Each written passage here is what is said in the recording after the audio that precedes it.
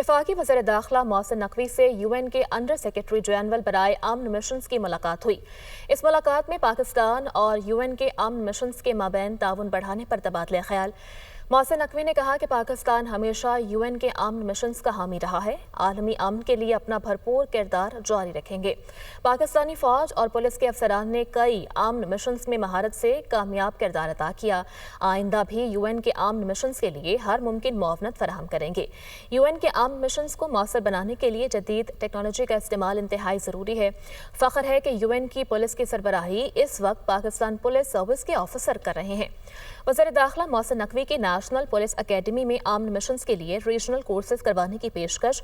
उन्होंने कहा कि नेशनल पुलिस अकेडमी की बैनुल-अक़वामी मयार के मुताबिक मुकम्मल तंजीम नौ की जा रही है।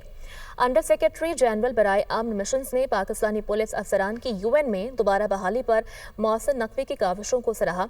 उनकी जानिब से कहा गया कि UN अमन मिशंस मुश्किल हालात में भी अमन के लिए बरसरे पैकार हैं।